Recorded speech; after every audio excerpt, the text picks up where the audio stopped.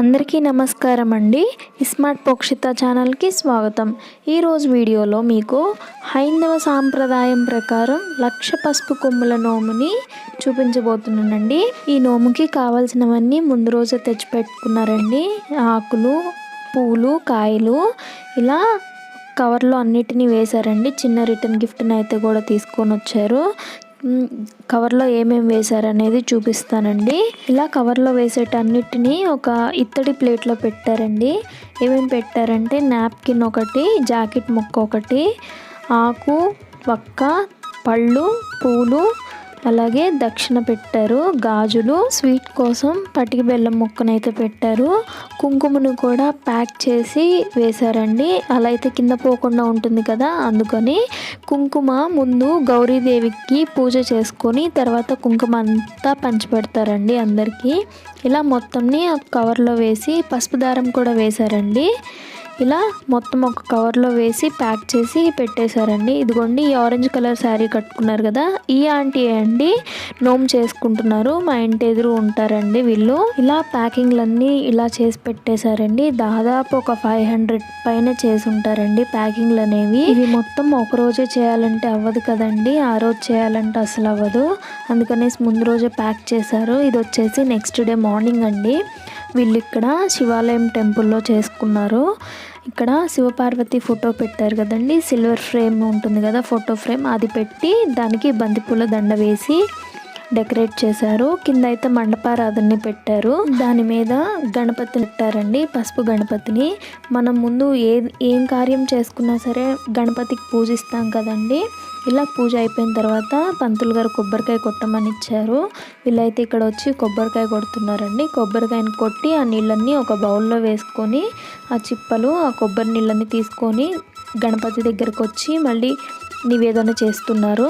ఇలా ఆ దంపతులు ఇద్దరు పూజ చేసుకుంటున్నారు. ఇక్కడ వచ్చిన ముత్తైదువులందరూ అమ్మవార్లకి తాంబూలంని రెడీ చేస్తున్నారండి.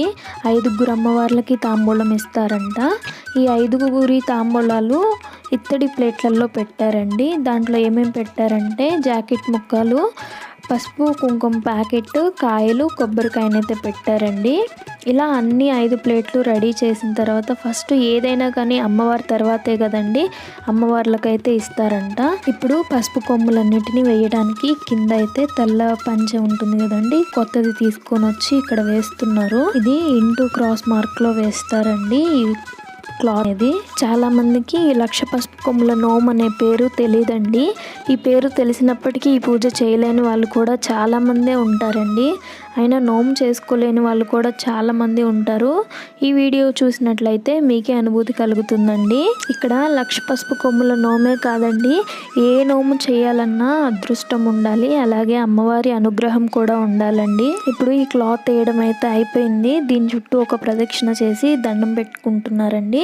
ఇలా దండం పెట్టుకున్న తర్వాత ఒక ఇత్తడి ప్లేట్లో బియ్యంని పోస్తారండి. 3 గుప్పెళ్ళు కానీ 5 గుప్పెళ్ళు కానీ ఒక్కొక్కళ్ళు ఒక్కొక్క రకంగా పోస్తారు.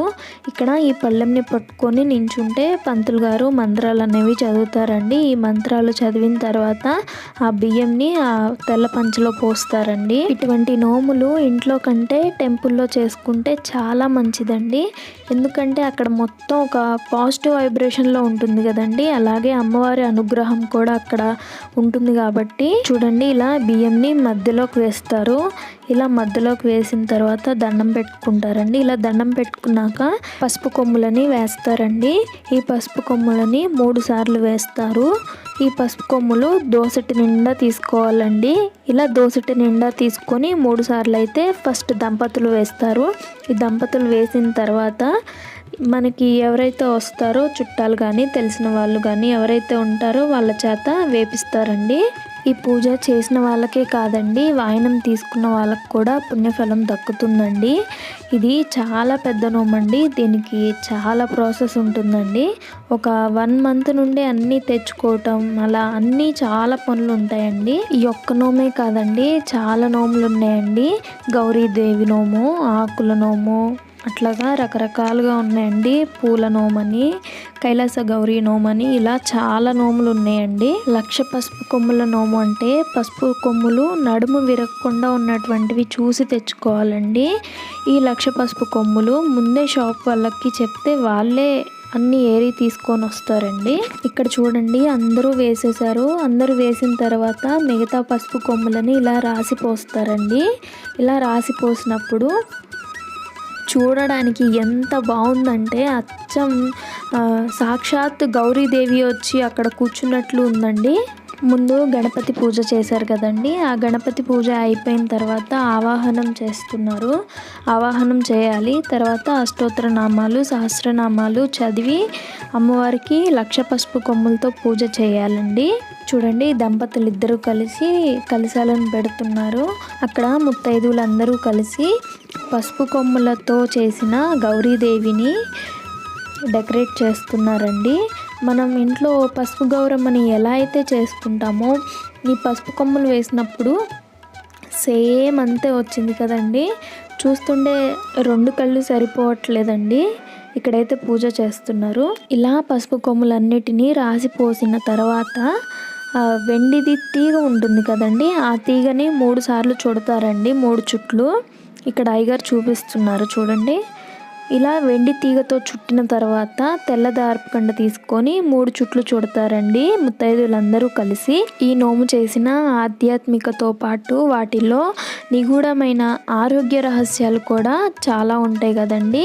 ముఖ్యంగా మనం ప్రతి ఇంట్లోనూ పసుపుని వాడతాం కదండి. పసుపుని బయట మార్కెట్లో కొంటే అందులో నిల్వ ఉండడానికి ఏదో ఒక కెమికల్ అయితే కలవకుండా అస్సలు ఉండదండి.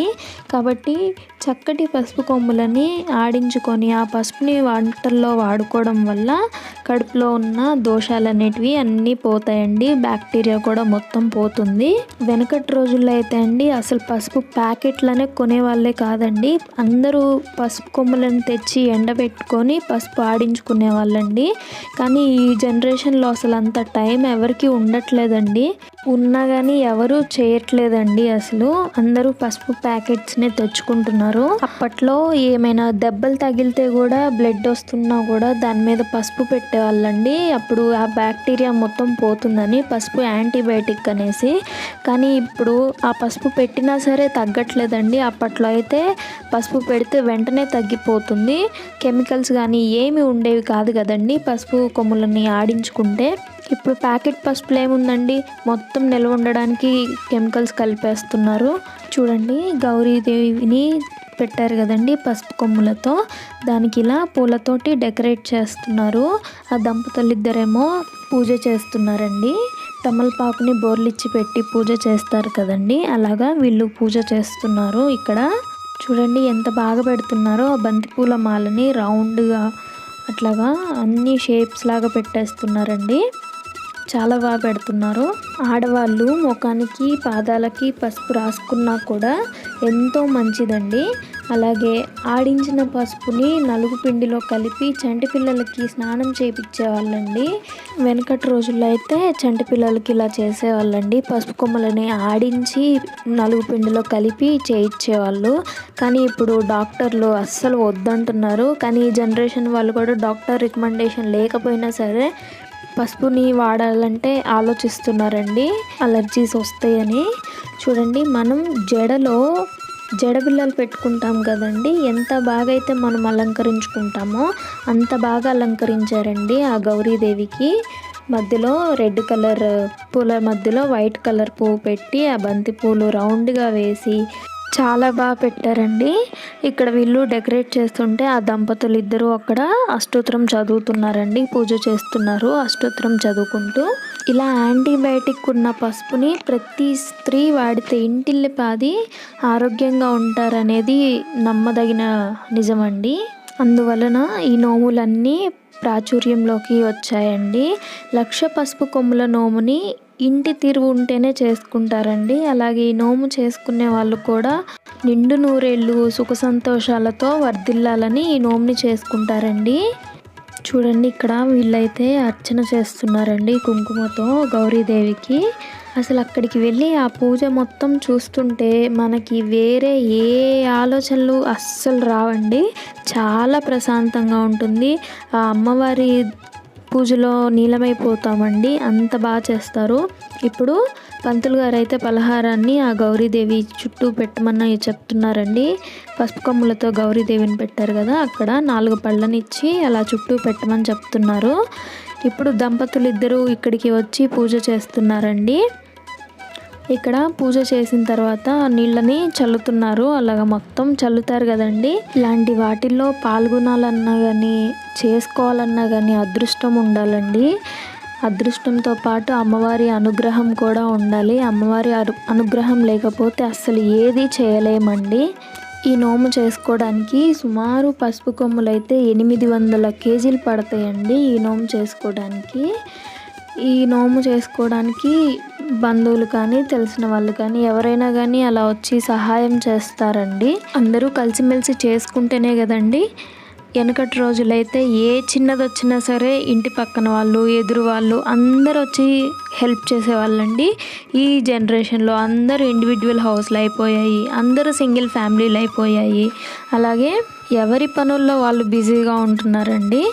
చూడండి, ఇక్కడ దంపతులు అయితే అక్షితలతో పూజలు చేస్తున్నారు. ఈ పూజ అయిపోయిన తర్వాత నీళ్ళని చల్లుతున్నారండి పుష్పంతో. ఇలా పుష్పంతో మొత్తం పసుపు కొమ్ముల చుట్టూతా 3 ప్రదక్షిణాలుగా చేస్తూ నీళ్ళని అయితే చల్లుతున్నారు. ఈ నోము చేసుకోవడం ఎంత అదృష్టమో అలాగే చూడడం కూడా అంతే అదృష్టం అండి. అదృష్టం లేకపోతే అసలు ఏది ఉండదండి. అసలు దాంతోపాటు అమ్మవారి దయ కూడా ఉండాలండి. అమ్మవారి అనుగ్రహం కూడా ఉంటే మనం అన్ని పనులని ఈజీగా చేసేసుకుంటామండి. అమ్మవారి అనుగ్రహం లేకుండా ఏ పని చేయాలన్నా కానీ కొంచెం కష్టంగానే ఉంటుందండి. అలాగే ముత్తైదువులు వాయనం తీసుకోవడం కూడా చాలా అదృష్టం అండి ఈ నోముకి. ఈ వాయనం ఇచ్చిన వాళ్ళకి ఇవ్వకుండా ఇవ్వాలండి. చివర్లో పసుపు కొమ్ముల కోసం ఎవరైనా వస్తే వాళ్ళకి కూడా లేదు అని చెప్పకుండా కొంచెమైనా సరే ఇవ్వాలండి ఉన్న దాంట్లో. ఇప్పుడైతే పూజ చేయటం అనేది అయిపోయింది. ఇప్పుడు పంతులు గారు దంపతులు ఇద్దరికి చెరొకటి కొబ్బరికాయనిచ్చారండి కొట్టమని. వాళ్ళిద్దరూ కూడా కొబ్బరికాయలని దండం పెట్టుకొని కొట్టేసారండి. ఇప్పుడు హారతిని ప్లేట్లో పెట్టారండి. హారతిని పట్టుకొని ఆ పసుపు కొమ్ముల గౌరీదేవి చుట్టూ తిరిగి 3 ప్రదక్షిణాలుగా చేశారండి. ఇలా 3 ప్రదక్షిణాలు చేసిన తర్వాత హారతిని ఫస్ట్ గౌరీదేవికి అద్దారండి. ఆ తర్వాత దంపతులు అద్దుకున్నారు. దంపతులు అద్దుకున్న తర్వాత మిగతా ముత్తైదువులు అందరూ ఉంటారు కదండి, బంధువులు వాళ్ళకు కూడా హారతిని అయితే ఇచ్చారండి. ఇలా అందరూ హారతి తీసుకున్న తర్వాత ఇక్కడ పంతులు గారు అయితే అక్షింతల్ని దంపతులకి ఇచ్చారండి. దంపతులకి ఇచ్చి పంతులు గారు పూజ చేస్తున్నారు, మంత్రాలు చదువుతున్నారు. ఇలా మంత్రాలన్నీ చదివిన తర్వాత అక్షింతల్ని ఆ పసుపు కొమ్ములతో గౌరీదేవిని చేసుకున్నాం కదండి, ఆ అమ్మవారికి అక్షింతల్ని వేసి దండం పెట్టుకోమని చెప్పారండి. ఇక్కడ మీకు ఒక కథ చెప్తానండి. 1,00,000 పసుపు కొమ్ముల నోము కథ. 1,00,000 పసుపు కొమ్ముల నోము పట్టవే తల్లి, లక్షణంగా సౌభాగ్యంగా ఉండవే తల్లి, అక్షయ సౌభాగ్యము అందవే తల్లి, లక్షలు వేలుండ్లుగా రాణించవే తల్లి. ఇదండి 1,00,000 పసుపు కొమ్ముల నోము కథ.